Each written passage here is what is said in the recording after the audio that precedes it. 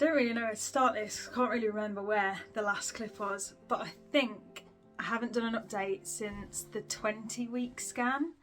I am now 37 weeks, so it's been a fair while. I can't remember if I've taken any clips in between that or what's happened, but we're nearing the end of it. So I thought I'd come on, I'd update you on everything that's happened so far. I've just finished packing my my hospital bag, so I'm going to go through that. All the nursery is ready, so I can show you that. But yeah, I thought I'd just come on, get up to speed with where I'm at, what's happened. And like I said, I think the last update I did, I remember filming at the 20-week scan because we found out that we were having a baby girl. And since then, to be honest, not really much has happened, so I can't remember vlogging anything. But yeah, like I say, I'm 37 weeks, so I'll show you my bump.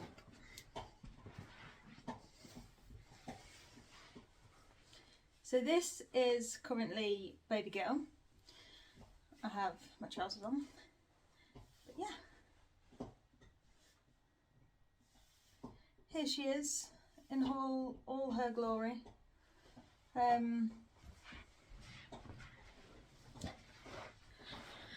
But yeah, so since the 20-week scan,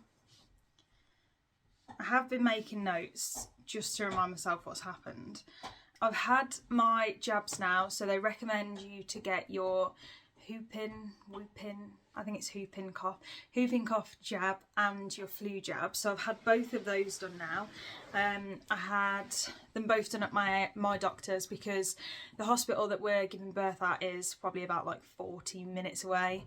So yeah, I could get those done at my doctor's, which was really handy. So I've got both of those done. I've also been on a few classes, so I attended a water birth class and a antenatal class. My thoughts on the classes, I think if it's my first baby, so I've never been through it before, don't really know anything about whatever, but I've done a lot of research myself. I've read books, I've looked on the internet, I've watched loads of videos, but I went on the classes because I thought, you know, it's obviously someone who's trained and well educated. So yeah, I booked myself on those.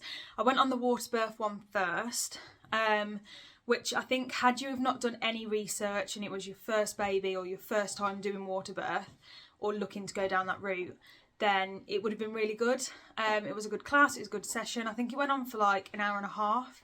And they go through all the benefits, your choices, your options, like what's been proven, why water birth came about, how it came about. So there was a lot of stuff and information on it, and it was a good class, but I kind of felt like I knew most of it, because I'd already read about all the benefits, what's been proven to help, like how the water helps with both like pain and keeping things moisturised and all that sort of stuff. So I felt like I'd done a lot of research and already knew quite a lot that was said. So I can't say I found them the most useful thing, but just because I'd done already so much reading and everything myself anyway. But yeah, so I did that. And then the antenatal class was more just about your birth preferences, what your options are, making sure you stay in control of your birth plan,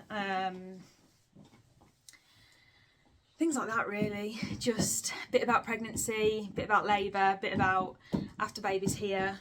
So yes, I think if you have the option, I just did the ones that were recommended and offered for free through like the NHS, like through my local hospital, so I just booked onto those. So I would say they're worth going to, especially if it's your first baby. Even if you have done research yourself, there might be a few things that you get from them. But other than that, that was it. I know that there's classes that you can pay for to go on, but to be honest, I think the free ones with the NHS, like I say, if it was your first and you hadn't done any research or anything yourself, they were really informative. They went through a lot of detail. The lady that did it was lovely. She stopped for any questions, really explained anything that anyone asked. So yeah, I'd definitely say give them a go if you've got them on offer. But if you've done research and everything yourself, then I'd say you're pretty clued up on everything anyway. But other than that, between then I've had between my 20-week scan and now at 37 weeks, I have had 4 midwife appointments. So my pregnancy's been straightforward, low risk.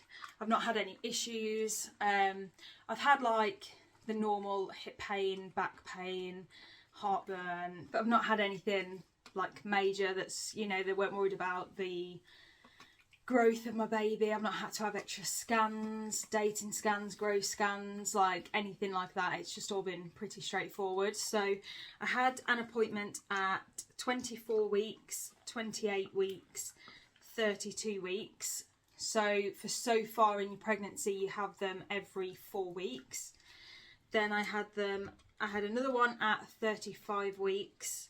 And then I've got one at 38 weeks. I've got one next week. So then they go to every 3 weeks. And then as you get closer, 38 weeks, I'll have one every week then. But at the midwife appointment, they do your CO2 level. So you just have to blow into this machine and see basically what your CO2 is. They do it, I think, one for if you're a smoker, and they check the levels on that.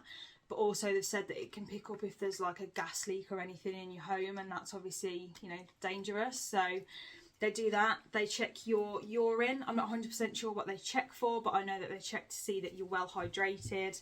There's probably other things in your urine that they test as well. So you always need to take a urine sample with you. They do your blood pressure. So they check that, and then they check baby, listen to the heart, and measure your bump. So once they've done your blood pressure, if everything with that's okay, they get you to lie on the bed.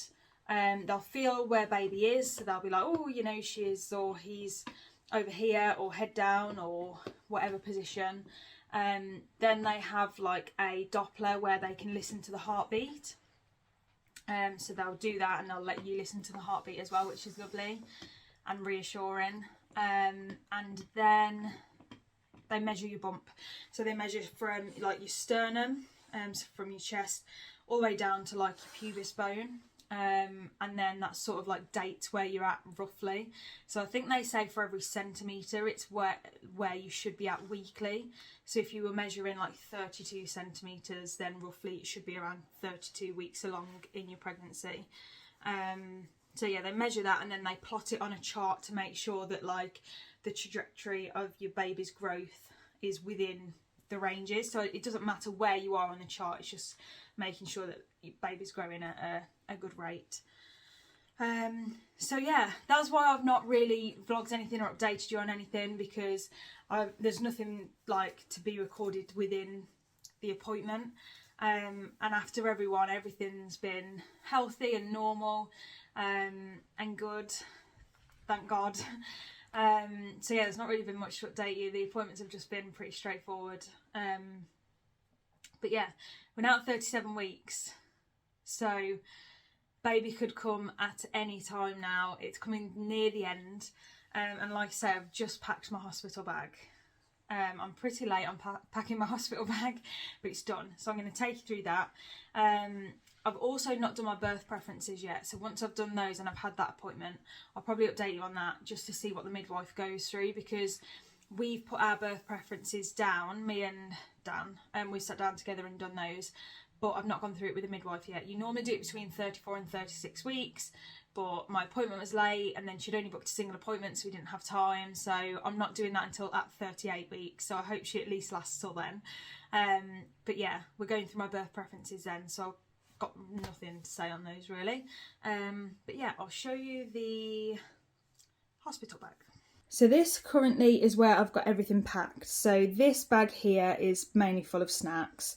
This is just a small like hand luggage suitcase, which is full of my stuff, and there's a few bits of Dan's in there. And then this bag here is for baby. We also have 2 dogs that have decided to join me, and they're currently just sleeping. So I'm going to have to try and get rid of those. But yeah, so I think what I'm going to do is just take you through each bit and show you what I've got. So I'm going to start with Baby's Bits. So Baby's Bits is just in a bag. I've not bought any fancy hospital bag, and yeah, I'm really not that bothered. As long as I can get the stuff to hospital that I need to get there, I wasn't going to go buy new bags and stuff. So this is actually my old gymnastics bag. So I used to do gymnastics, and this is what I used to take all my competition stuff in. So yeah, everything's just in there, but everything fits. And like I say, I'm not going to spend money on a bag just to take to hospital. So in here we've got this. So I've bought some packing cubes from Amazon. First little one we've got is this little pack.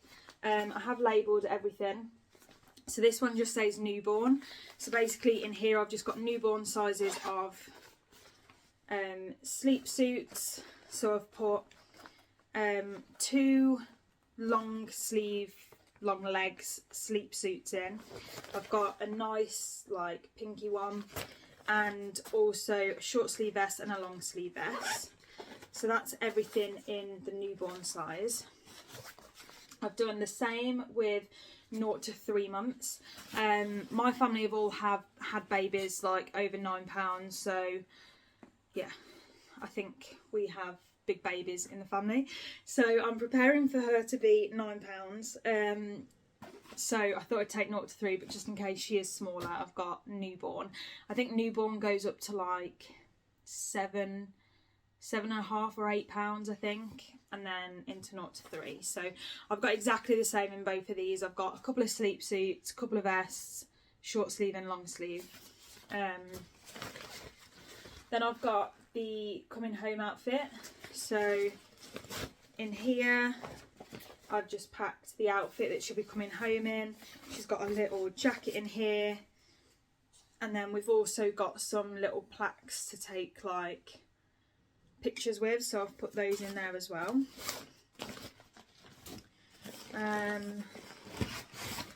Then in this one, can you see the label? So in here we've got nappies, nappy bags, wipes, cotton pads and Sudocrem.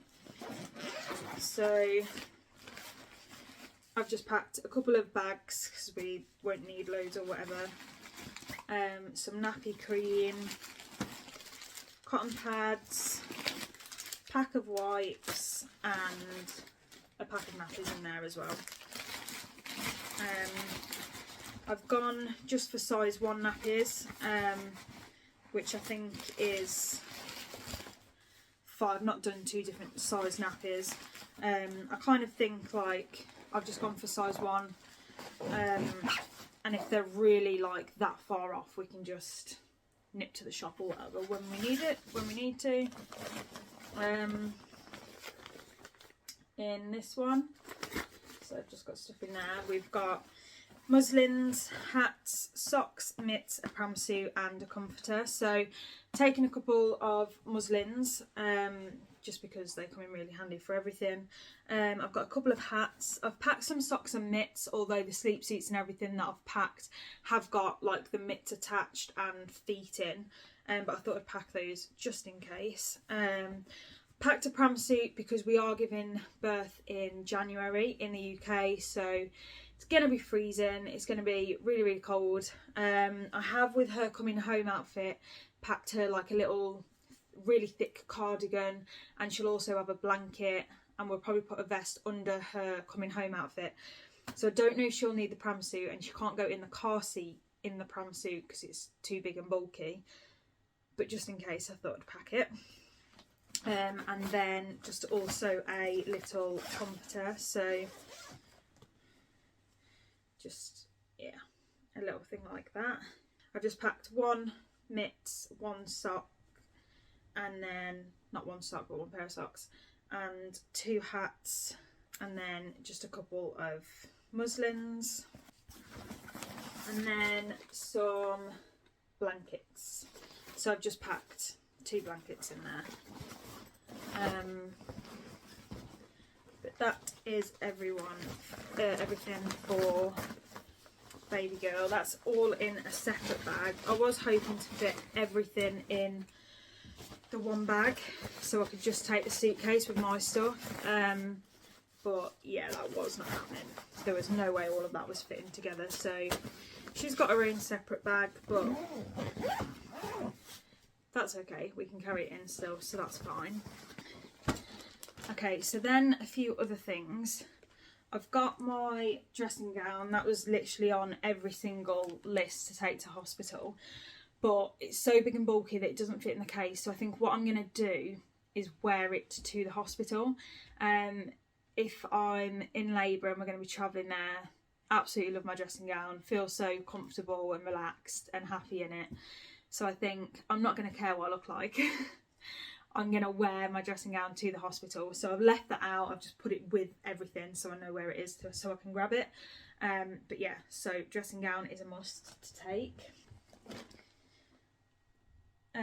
So in here I'm going to be taking this bag. I actually got this for Christmas, so really handy. It's currently just got all of our snacks in here. So it's just got some like breakfast biscuits,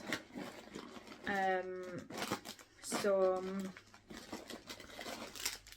little sweets, stuff like that, which again is on every list to take snacks and your favourite sweets and chocolates and things like that to just nibble on and get you through. So it's currently got those in. I'll be taking my water bottle, and I've also got a couple of like energy Lucozade drinks, just for a bit of change of flavour more than anything, so that'll go in here as well. But what I like about this bag is that at the minute it's only like half full, so I've still got plenty of room left in it. So I'm going to leave this bag out to put the last minute essential bits in, so like phones, iPads, water bottle, stuff like that. And then also this, so I've packed this separately because I'm going to be using these at home whilst I'm in labour until I'm ready to go into hospital. So in here we've got some paracetamol, just so I can grab it easily, some pillow spray mist. This I use every night to go to sleep, so it's just a really relaxing scent for me. We've also got some lavender and is it clary sage, essential oils, which I've then packed cotton pads so I can just put it on the cotton pad and sniff those as well. Then we've got some lip balm. I'm forever putting lip balm on anyway, but everyone says take it to the hospital because during labour and everything your lips get really dry. And then combs. So all of this stuff I'm going to be using at home until I'm ready to go in. So I'm going to have all this out on the side ready. Use what I need whilst I'm at home, and then I can just grab this and chuck it in this bag when we're ready to go, along with like phones, purse, stuff like that, like the last minute bits that I can't really pack now because we're going to be using. So yes, that's that. Yeah, Paula's not really the best place to stay, is it?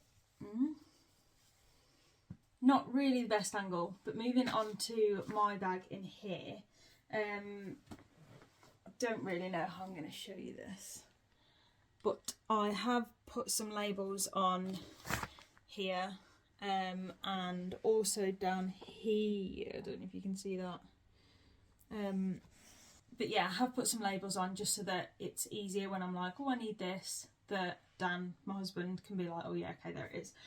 So I've got a postnatal side, which has got a little label down here, and then I've got a labour side, which is over here. So in these first bits, this one up here just says bikini, so I am hoping to have a water birth, or I'd like to at least give it a go. So I've got a bikini to get into the birthing pool, so I've got that there. Here we've just got Dan's, all he's taking is just boxers and his trunks. Whether he wants to get in the pool or not with me, whether I'm going to want him to get in, I don't know. But we've packed them just in case. And then also just a spare pair of boxers. Hopefully we are in and out and the whole change of clothes and boxes and everything aren't needed. But again, you've got to prepare for anything. So he said that as long as he's got a clean pair of boxers, he'll just wear the same clothes, which makes packing easier. So that is literally everything for Dan. Going into the labour side first, we've got a charger. I've bought an extra long, I can't remember how long this was, I want to say like 10 or 15 metres or something, because a lot of people say that you, if not in labour, especially afterwards, want to sit there with your phone just relaxing, and the plugs are always miles away, so get an extra long charger. This is the charger for my iPad, so we will be taking my iPad just so that we can get on the internet, we can watch films depending on how long things are going on for. We might want to put something on, and again, if I've got to stay in after, I've then got the option of doing that. Fairy lights, again, just for mood lighting, depending on what time of the day or evening. Rather than putting the big lights on, I'm just going to put these hopefully just around the birthing pool, just to give a nicer, softer atmosphere. With those, I've also packed some spare batteries because they are battery powered, so I've just packed some spare ones again just in case they're on for like hours and hours. Packed some games. Me and Dan love playing card games, and again, not knowing how long things are going to go on for, I thought it would be good to pack some entertainment. So we've got those. Got some flip-flops because everyone says that if you're going in the showers or walking around the hospital or anything like that, it's good to just have some slip-on shoes. I've also got some slippers here, just some slip-on slippers, and some fluffy socks. Love my fluffy socks, so I've got those packed. And then for clothes, obviously from labouring at home, I'm just going to wear leggings. I think I'll probably just shove leggings and like a t-shirt on, and then I'll wear my dressing gown over the top to go into hospital. But here I've just got a button up night shirt. I think I'm going to buy another one, but I'm going to try and get like a black one, just so I've got a couple of those. And then here I've just got a vest top, a couple of t-shirts, and some maternity trousers. So yeah, that is that in that side. And then moving over to this side, so this is postnatal. At the top here, I've just got my coming home outfit. So I've just packed some leggings. I've packed my maternity leggings that I've been wearing because I know that your bump doesn't just, I mean, some people's does, but I'm not really expecting my bump to literally just go completely flat. So yeah, I've packed my maternity leggings. Obviously there's not going to be a big baby and all the liquid and everything else that's going on in there at the minute, so it will be smaller, but I can always just fold over the band. So yeah, I've packed those, just a vest top, and then just a jacket to come home in. In here I've got toiletries, makeup and hair stuff. So I've just got a brush, few little bits of makeup, so I've just got like an eyebrow pencil and mascara. Again, whether I feel like I'm going to put it on, probably not. I'm not really going to care what I look like, but in case after birth I have a bath and everything, I want to judge myself up a little bit, at least I've got the option there if I do want to do that. So I've got a few makeup bits, and then toiletries like a little toothpaste, shampoo, conditioner, deodorant, body wash, stuff like that. And there's mine and Dan's toiletry bits in there, so that's all of that packed.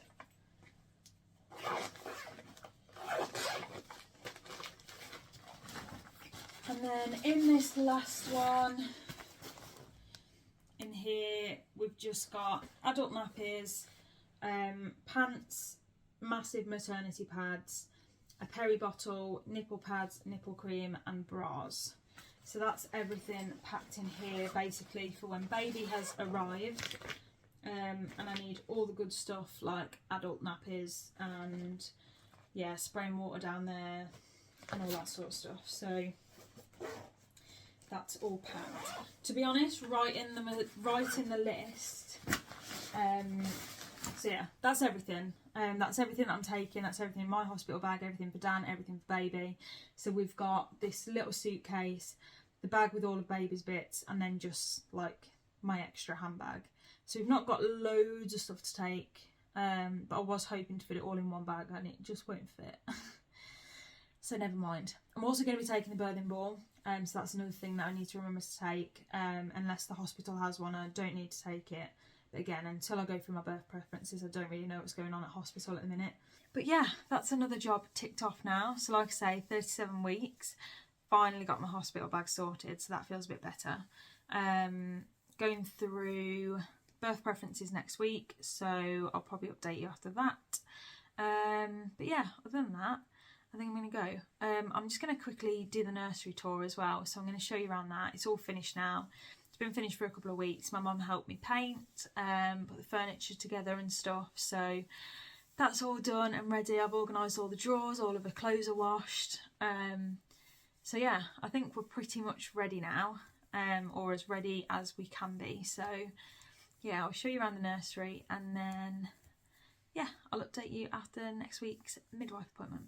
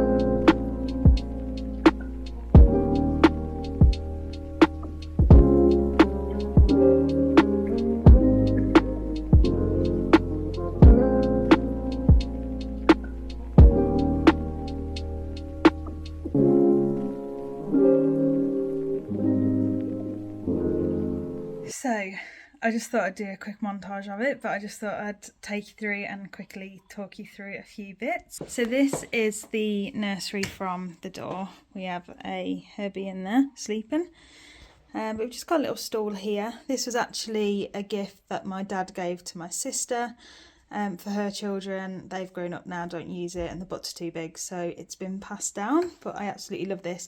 We've gone for like a bit of a woodlandy theme in here as well, so this fits in perfectly. And then coming through the door here, we've got the cot here. She won't be sleeping in it for a while. She may have a daytime naps in it, but she'll be sleeping next to us at a night time. So yeah, at the moment it's just got those two dolls in there, but obviously everything will be moved when she goes in it. Has got a drawer in the bottom of it, which has just got sleep sacks and the bedding in, which is really handy. And then above the cot here, we've just got the baby monitor that's on the wall. And then we've got these shelves with just all of the little bits of cuddly toys and everything that we've got. We've also got a room thermometer in here, but that'll be coming out and going into our room for now. And then up here, we've just got her name. So we've got that on the wall. It's painted the same colour as the panelling. The panelling I actually did myself, so it was a DIY job. It's turned out pretty well, to be honest. I'm quite happy with it. But yeah, we've gone like a creamy colour on top and then just a sage green colour on the panelling. And then coming round here past the cot, we've got this little basket down here. It's just got a little rainbow on it. And then in there we've just got all the blankets. There's a space in it at the minute because I've took a couple out for the hospital. But yeah, so all our blankets are just in there. And then we've just got this little like ladder bookshelf thing with all the little books on so far. And then at the top, this is just like stacking cups. And then just again like a little stacking rainbow thing on top. Then we've got this chair. This chair wasn't bought for her nursery, it was just one that we had in the house. It's been in every room, I think, so far. It's been moved around the house quite a bit, but we've put it back in here just as a reading chair. And then on the windowsill, we've just got this little deer, a clock, but I need to put some batteries in it. And then these are just little decorative stones for now, but they're good for them to hold when they get a bit older.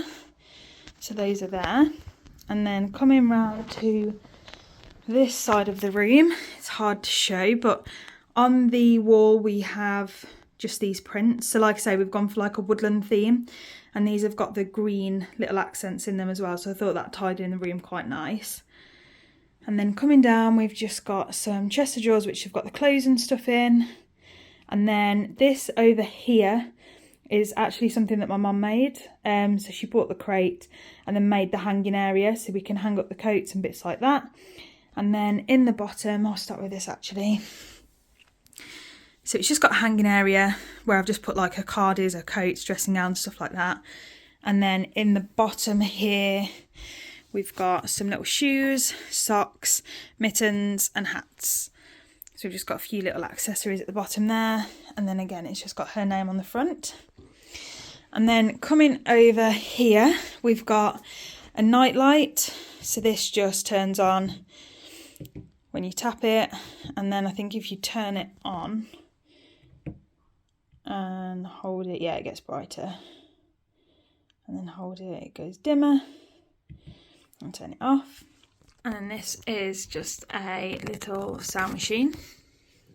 And then over here we've just got a changing basket on the top of this one. Going into each of these drawers, so in the top one we've just got nappy cream, stuff like that. We've got some like little discs and stuff here, like 1 day old, 3 months old, etc. for pictures.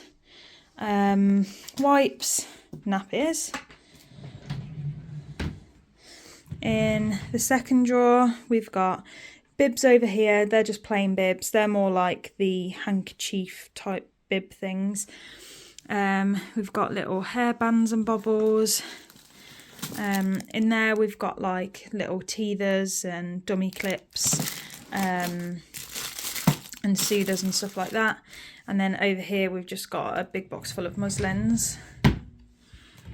In the bottom one we've just got pram suits. So like I say, she's born in winter, so we're going to need these. So we've got size 3 to 6, 0 to 3, and then the baby carrier. And then over in these drawers here, I have labelled everything. So we've got labels here at the front. So this is newborn size, 0 to 3 sleep suits, and 3 to 6 sleep suits.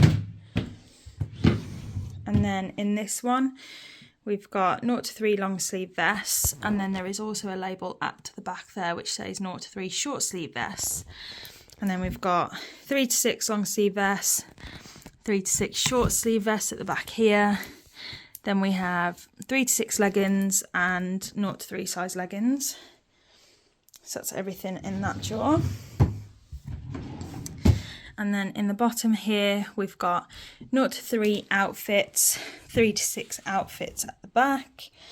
Then we've got 6 to 9 months here, and then at the back is like anything older than 9 months.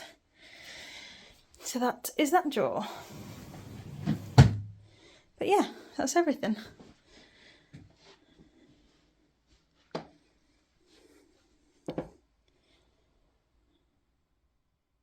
So just coming on to update you, I've had a few appointments, I've gone through birth preferences, I've seen specialists. So yeah, I'm just gonna let you know everything that's happened. So the last time, I think I said I was just waiting for my midwife appointment to go through my birth preferences. So I had that last week. I had it done, I think I was about 38 weeks. So yeah, we went through birth preferences, and basically everything was just sort of explained. Just went through everything. If there's anything, I put down a few things based off like the reading and research I've done about not wanting to be induced, wanting to, if as long as baby is happy and healthy, letting my body just do its thing and go into everything naturally. And it was just explained as to why they induce you in terms of like the placenta is aging, so it may not potentially supply enough food and oxygen to baby the older it gets. But as long as she's happy and healthy, then you can say no to being induced. So we went through things like that. Also, I wanted to go for a water birth, so there was just like things explained around that about if I need extra monitoring or there's any concerns or anything, then they'll get me out. So it's good to go through it. As far as we're aware at the moment, everything can go ahead as planned with our birth preferences. There's no reason that she didn't say no to any of it. She didn't say that any of it couldn't happen for any reason. But yeah, it was good to go through, know that we've gone through them, and I'm not, being my first time going into labour. Not that I've got expectations or anything, or I've put down anything that just can't happen or is out the blue. So it's good to go through it. It was also good to understand and have the reasons explained as to why they do certain things like inducing and get you out, just so that going into it, if for whatever reason they're like, no, do this, I understand why they're asking me to do it. I can make more of an educated, informed decision on to what to do. So yeah, it was really good to go through that. That was really helpful. I then had an appointment with the anaesthetist. I was referred to see the anaesthetist just because I have a minor heart condition. It's nothing major or anything, but it is currently being looked into, so they just wanted to double check that everything would be okay with that. And again, there's no concerns. He was absolutely fine. He was just like, there's no reasons that you can't have any of the pain relief, any of the pain medication. He was like, I've got no concerns or worries whatsoever, so whatever you want at the time, go ahead. And the midwives can administer it. Basically there's no extra risks, so there was no need for me to go consultant led. He was perfectly happy with everything, which again was really positive news. The only thing that I did find out from that appointment, I broke my back when I was younger, and it was a compression fracture. So basically the bones are like crushed, and I've got nerve damage and stuff like that. And he said that where my broken back is where they go in for the epidural. So he said that might be the only thing that may not work, is that one, they may not get the needle in because they don't have the space and they can't put it in any other area in your back. And also with the scar tissue, he said he doesn't know how effective it would be because the drug would struggle to get through scar tissue and stuff like that. So he said there's no reason I can't have it, but it just means if I were to have it, it may not work at all, it may not work as effectively, and they may not be able to get it in. But I'm sorry if you can hear my dogs in the background, by the way, they're playing. But I was hoping to steer away from epidurals anyway, so I'm hoping I don't get to the point where I feel I need one, and I can cope quite well without it. But yeah, it's just, again, something to have in the back of my mind. He also said that if I were to need an emergency C-section, they normally go in the exact same point as they do with an epidural to put a spinal block in. So a spinal block is where like everything's completely numbed and it's more efficient. Which he said, with the unknown being whether it'll work or not or how effective it'll be, he said depending on the emergency situation, they may just put me straight under, because if it is really, really urgent, they need to get me straight in, baby straight out. They wouldn't risk doing the spinal block, it not working, wasting time, having to go under anyway. So he said, just be aware if it does get to the stage of an emergency C-section. Doggies! Making a racket. If it does get to the stage where I need an emergency C-section, then I'll most likely just be put straight under, which in my birth preferences, I did cover C-section just in case, and ask for like the curtain to be lowered so I could still see baby born, and delayed cord clamping, like stuff like that, which obviously if I'm just going to be put straight under won't happen, but it's what's going to be best and is needed at the time. So yeah, if we do go for a C-section, I'm most likely just going to be put straight under, but if we're in that situation, they need to get baby out, so I'm really not going to care at that point. So yeah, that was the only thing that was really brought up with the anaesthetist. But again, he said that he's happy for me to go midwife led. There's no concerns or extra risks or anything with my heart condition or my back. So he was happy for me to have whatever drug I wanted. And yeah, so that was good. So 2 days ago, if you're pregnant, I really do apologise about the box. If you're pregnant, you'll know that the midwives or any professional or anything like that say that if you have any reduced movements, you're concerned about anything to do with your baby, do not hesitate. And they are causing such a racket. They say not to hesitate, call up, get checked straight away. They don't want you to wait at all. So I have my placentas at the front. So I have a anterior placenta. So it took me a lot longer to feel baby's movements, and then they were quite muffled for quite a while, until she got big enough for me to really feel it. And I did go in once before because I didn't feel her move like at all, and it just turned out that she was just in an awkward position and I couldn't feel her because she was kicking the placenta and it was muffling everything. So yeah, but I was glad that I got checked. The nurses were really glad that I rang up and got checked as well. They were like, please don't hesitate. So yeah, I think that was around like 28 weeks, and everything else has been fine since. She's a little wriggler. We've got into a bit of a rhythm, so I know when to expect her to move and when I normally feel her. But yes, come a couple of days ago, I think it would have been 4 days ago now, I noticed that I still felt her move on occasion, but it was more like if it was a strong kick or if she was to roll over. But her movement seemed to have reduced. So I monitored it. Like I say, I was still feeling her move occasionally, but it just didn't seem to be like as much as it normally was. And then the day after, I started developing cramps. So I went in to get checked, just to make sure that everything was okay with baby girl. So I was at the time 38 weeks and 4 days, and I knew that the most simple explanation would be that she's in an awkward position and it was my placenta that was sort of making it that I couldn't feel the smaller kicks. I was only feeling like the bigger kicks. And with me being close to, 40 weeks and stuff and being full term already, the cramps that I was getting could just be early signs of labour. So I was hoping that, and I kind of knew that that would probably be the most likely outcome, but yeah, you always got to get checked because cramps can mean different things, reduced movements can mean different things. So I rang up, went in and got checked. They put me on the monitor. Baby girl was moving around like hell. I could only feel certain movements though, because you have to like click a little button every time that you feel the movement, but you can hear the movement through the monitor. So I could hear that she was moving around like absolute crazy like she normally did, but I was only feeling like the stronger kicks because of my placenta.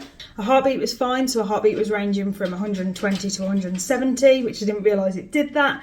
But I was told that that's perfectly good and healthy as long as it settles back down. So yeah, baby girl was absolutely fine. And then the cramps that I was getting, I then found out were actually contractions. I was having 2 every 10 minutes, but they weren't like intense or strong enough for them to be like labour contractions. It was just early tightenings. So yeah, that explained the cramping. So after, they normally leave you on the monitor for an hour, and then you have to meet certain criteria for them to say that everything's healthy, unless everything is sort of, all the boxes are ticked earlier than that, and then you can go. So the screen went green to say that everything was fine. So I ended up leaving after like 15 minutes, which was good. But it was good to just get checked, put my mind at ease, and also to know that things were starting. Baby girl was fine. So yeah, they offered to do a sweep, but I said no. I didn't want one. I was just happy to carry on letting my body do its thing. And they also said that at 38 weeks and 6 days, if you're to go in with like reduced movements and stuff like that, normally they'd book you in for an induction. So with me being so close to that, she double checked with the doctor. The doctor offered to induce me still.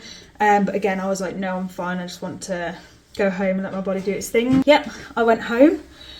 It is now 2 days later, so I am 38 weeks and 6 days. I'm 39 weeks tomorrow. And I had an appointment this morning with a consultant, again, just to double check my heart and everything and make sure that another specialist has looked at it and is happy for me to just go ahead. The appointment went really well. She was like, yep, everything's fine, no concerns, like, don't worry about anything. And then she did all my observations, so my blood pressure, CO2, urine, stuff like that, all that was fine. And then she come to feel baby and she was like, I'm not sure if I can feel the head or the butt. So she was like, it's either a really low head in my pelvis, but then she was feeling at the top and she was like, I'm not quite sure if that's a head or a bum, could be breech, could be head down. The last appointments that I've been to be honest, every appointment I've been to, she's always been head down apart from one appointment. And the last appointment I went to, she was like 4/5 engage and head down. So I kind of knew myself that she's head down. But she was like, if she is head down, I should be able to feel like hear a heartbeat around this area. So she did that, couldn't find the heartbeat. So she was just like, okay, not 100% sure. She was like, if I send you for a scan to check, she was like, you could be here for hours, getting booked in and everything like that. She was like, the easiest and quickest way is for me to just do an internal exam, which was my first one, so that was unexpected. So yeah, she did a internal examination and literally as soon as she went in, she was like, nope, that's a head, that's a really low head. So yeah, baby is like fully down there, ready to come out, waiting. She also checked and she said I was 3 centimetres dilated. So again, it shows that my body is preparing, it's doing its job, it's getting ready. But then after she was finished with the exam, she pulled out and she was like, oh, that's a lot of blood. So yes, my mucus plug / bloody show decided to appear, so that went, and she was like, okay. She was like, oh, I wouldn't be surprised to see you back here tonight, if not at least in the next couple of days. So yeah, she reckons with baby being so low, the bloody show happening, me being 3 centimetres dilated, she doesn't think it's going to be long at all. So yeah, I've just come home from the appointment. I'm just going to try and relax. I've got a few things that I want to try and get done, so I think I'm just going to do like a quick clean, try and have a bath, yeah, get a few jobs done. I've not really had any, I've noticed more cramping, but I wouldn't say it's getting any more intense, so again, it could still be days. Yeah, so I don't want to focus on it too much. I want to keep myself distracted, I want to keep myself moving, but still give my body and time the chance to relax and get things flowing. So yeah, that is the update so far. That's where I'm at. I think the next update is probably going to be baby is here, because I don't think, I've got a midwife appointment next week, so a week today, and she really doesn't think I'm going to make it to that appointment, so I don't think I'll be going to that one. I've got no more appointments between now and then, so yeah, I think the next time I update, it's going to be that she's on her way, well and truly. So yes, that is the update. That's where I'm going to leave it. And like I say, if I've got any more updates, or I do actually make it to next week's midwife appointment, I'll carry on just popping in and updating how things go. But for now, like I say, I'm going to keep myself busy, keep myself active, at the same time allow myself to rest and relax. So yes, other than that, I'm going to leave you and I'll speak to you soon.